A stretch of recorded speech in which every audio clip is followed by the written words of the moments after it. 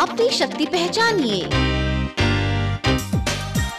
Hypnosis से बीमारी मुक्त जीवन पाएं, जैसे phobia, depression, weight management, sexual dysfunction, motivation, relationship, studies, sports, past life, unhealthy habits and many more.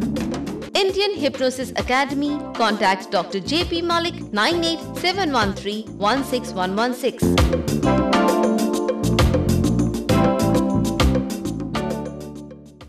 नमस्कार, कार्यक्रम हिप्नोसिस एंड हेल्थ में आप सभी का स्वागत है। अगर हमारा पिछला एपिसोड आप सभी को ध्यान हो तो हमने यहाँ पर फैमिली इश्यूज के बारे में बात की थी कि घर में कभी भी तनाव की जो स्थिति होती है वो क्यों खड़ी हो जाती है। और इसी श्रृंखला में हम बात करना रह गए थे हिप्नोसिस किस तरह से हेल्प कर सकता है इस तनाव को दूर करने में।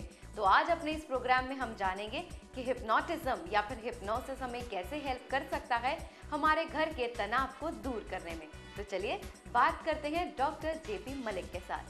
डॉक्टर मलिक, आपका स्वागत है। डॉक्टर मलिक, अपने पिछले एपिसोड में हमने बात करी थी, आपने बताया था हमें फैमिली इश्यूज के बारे में कि फैमिली में जो तनाव होता है, जो लड़ाई झगड़े होते हैं, हस्बैंड वाइफ के जो रिलेशंस होते हैं वो क्यों डिस्टर्ब हो जाते हैं। और साथ ही आज हम आपसे ये जानना चाहेंगे कि हिप्नोसिस जो होता है वो किस तरह से हेल्प करता है इन सभी प्रॉब्लम्स को दूर करने में, इन तनावों को दूर करने में। हिप्नोसिस के माध्यम से you can reduce anxiety of the person. जी, इसमें कई चीज़ें को आप ध्यान रख के चलेंगे। तो अपने एंग्जाइटी दूर करना है। दूसरा, when you are sticking to the past, ये बहुत बैड हैबिट होती है, बहुत लोगों में होती है, they are sticking to the past. तो under hypnosis you can create program to give priority to the present instead of giving priority to the past. तो पास्ट को छोड़ दें, क्योंकि जो चला गया है तो वो तो गया, उसके ऊपर तो प्रायोरिटी देने का कोई मतलब ही नहीं है।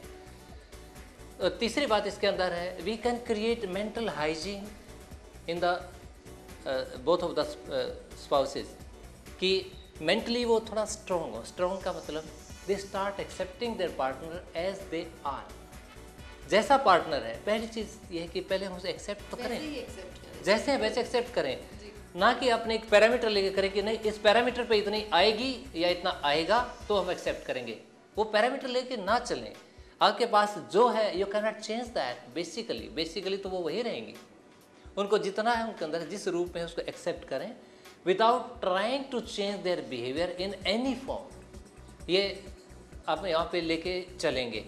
और जैसे मियाँ बीवी की हम बात कर रहे थे, हमने बात करा कि लैक ऑफ इंटरेक्शन एक बहुत बड़ा इशू है। इसमें दो इशू हो जाते हैं, एक तो लैक ऑफ इंटरेक्शन, एक लैक ऑफ डायरेक्ट इंटरेक्शन। ये दोनों चीज़ों के ऊपर ध्यान रखने की बात है। जब हम हर रोज़ बातचीत करते हैं, जैसे अब कहेंगे भी मैं तो काम करता हूँ, मैं भी काम करती हूँ, हमारे पास टाइम ही कहाँ है। थोड़ा बहुत टाइम बचता है तो शाम को आके हम अपने कुछ सीरियल वीरियल देखने होते हैं, न्यूज़ देखनी होती है, उस पर लगते हैं हमारे पास टाइम ही कहाँ है। अब यहाँ पे इम्पोर्टेंस किसको दे रहे हैं आप? You are giving importance to that TV programme. अब इम्पोर्टेंस उसको दे रहे हैं कि कोई सीरियल चल रहा है, उसका जो कहानी चल रही है, you are giving priority to that कहानी, उस कहानी को दे रहे हैं, नॉट टू द रियल कहानी ऑफ योर फैमिली। आपकी फैमिली का जो रियल कहानी, at the cost of that you are giving priority to something else which is artificial in nature, जिसका आपके ऊपर कोई असर नहीं होने वाला है। होगा क्या, आपका टाइम वो इतना यूटिलाइज हो जाएगा उस साइड में या वेस्ट हो जाएगा। टाइम का इतना बढ़िया फितरत है, आप इसे यूज़ करें ना करें ये पास हो जाता है। आप इसे कंस्ट्रक्टिवली यूज़ करें या बुरे ढंग से यूज़ करें या बिल्कुल भी यूज़ ना करें, ये अपने आप गुजर जाता है। तो वो वक्त गुजर गया, उस वक्त के ऊपर भी तो हम बातचीत कर सकते हैं। ज़रूरी है कि हम उसको प्रायोरिटी देंगे कि ये आएंगे, पहले सुनेंगे कल उसकी शादी होनी थी, सीरियल में शादी हुई या नहीं हुई, कल उसका तलाक होना था, हुआ या नहीं हुआ, कल झगड़ा चल रहा था, क्या हुआ। वो तो लाइफ में कुछ नहीं देने वाला। लाइफ में अगर देगा तो जो रियल पार्टनर है उसने ही कुछ देना आपको लाइफ के अंदर। तो start interacting with each other. अभी तक हमने दो बातें की। First, accept your partner the way the partner is, बिल्कुल उसी रूप में उसको एक्सेप्ट करें, क्योंकि आपकी जो वो फिजिकल या मेंटल एसेट्स है वो वही है, वही आपकी एक धरोहर है, वही आपकी प्रॉपर्टी है या आपकी जो एसेट्स है उसको एज इट एक्सेप्ट करें। दूसरे, उसके साथ इंटरेक्ट करें, क्योंकि वो एक ऑब्जेक्ट नहीं है जी। वो कोई ऑब्जेक्ट नहीं है, टेबल नहीं है या लाइट नहीं है या बल्ब, ये पेन कापी कुछ नहीं है। वो एक ह्यूमन बीइंग है। ह्यूमन बीइंग में और ऑब्जेक्ट में फ़र्क होता है कि ऑब्जेक्ट इंटरेक्ट नहीं करते हैं, they don't have feelings. Human being में फीलिंग्स होती हैं। When you start feeling and you start knowing each other more, इसकी ज़रूरत कब होती है? शादी की शुरू में इतनी ज़्यादा ज़रूरत नहीं होती है। At that time the people are new, वो दोनों एक दूसरे से बातचीत भी करते हैं, मौका भी लगता है, घूमते फिरते हैं जिस ढंग से। लेकिन जो रिलेशनशिप पुराना होता है तो ये सारी चीज़ें वो छोड़ते चले जाते हैं धीरे बाय धीरे बाय। तो हिप्नोसिस से आप किस तरह से उन लोगों को गाइड करते हैं कि उनके बीच की जो ये प्रॉब्लम्स हैं वो कम हो सकें? फर्स्ट ऑफ ऑल उनकी जो गलतियाँ एक दूसरे की जो एक्सपेक्ट करते हैं, वो मानते हैं कि इसने गलती की, इसने गलती की, उसको हम कोग्निटिव लेवल के ऊपर फॉरगिविंग कराते हैं, उसको माफ़ कराते हैं। जैसे एक हस्बैंड एक वाइफ को माफ़ कर देता है कि आज तक तेरे से जो भी गलती हुई, किसी भी किस्म की, जाने या अनजाने, मैं उसको तहे दिल से हमेशा के लिए निकालता हूँ, माफ़ करता हूँ। एक चीज़। दूसरी चीज़, अपने आप को उस गलती के ऊपर मैंने फोकस करके अपने आप को जो टॉर्चर करा है, जो मुझे अपने आप को कष्ट दिया है, उस कष्ट के लिए मैं अपने आप खुद से माफ़ी मांगता हूँ। असल में आप जब किसी को माफ़ कर रहे हैं, आप किसी पर एहसान नहीं कर रहे हैं, आपने किसी को माफ़ कर दिया कि मैंने तुझे माफ़ करा। अरे तूने क्या माफ़ करा उसको? तूने खुद को ही तो माफ़ करा है। अगर माफ़ नहीं कराता है, who is troubling, who is facing that pain? वो तो आप है ना, सारा पेन आपके ऊपर। आप माफ़ नहीं कर रहे हैं तो you are carrying that burden with you. आप उसको माफ़ कर रहे हैं, then you are in fact अपने आप को ही माफ़ कर रहे हैं। तो वो जो माफ़ी है, अपोलॉजी, अनकंडीशनल, जिसका कोई जस्टिफिकेशन नहीं, इस प्रकार की माफ़ी कॉग्निटिव लेवल के ऊपर हिप्नोटिक स्टेट के अंदर दिला दी जाती हैं, ताकि आज तक के जो गिले शिकवे थे वो सारे ख़त्म, और आज से present is the priority for me and accept the person the way the person is, बिल्कुल उसी ढंग से। और घर को एक मंदिर की तरह ट्रीट करें। इट इज़ ए मंदिर, इट इज़ ए टेम्पल।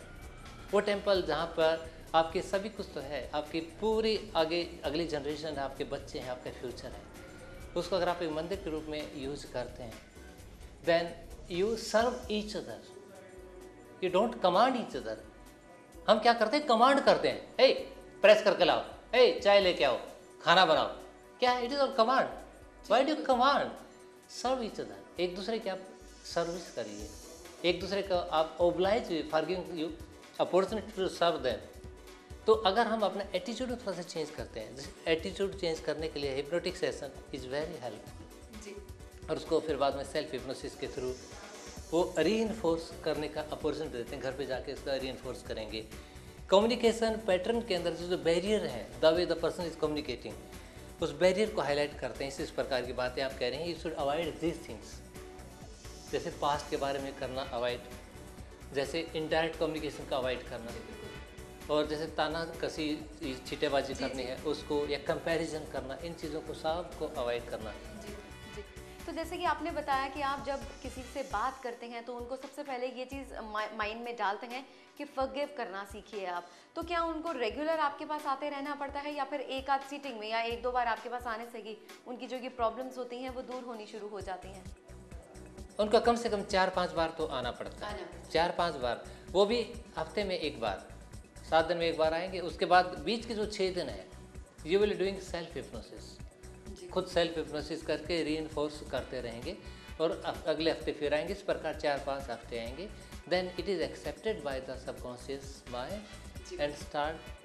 जी बिल्कुल डॉक्टर मलिक, आपने बहुत ही बेहतरीन जानकारी दी, और हमें पूरी उम्मीद है कि हमारे सभी व्यूअर्स, हमारे जो दर्शक हैं, हमारा ये प्रोग्राम देख रहे हैं, ये सब बातें सुनकर उनको ज़रूर फ़ायदा पहुंचेगा। हमारे आज के इस कार्यक्रम हिप्नोसिस एंड हेल्थ में इतना ही। लेना चाहेंगे आप सभी से इजाज़त। नमस्कार।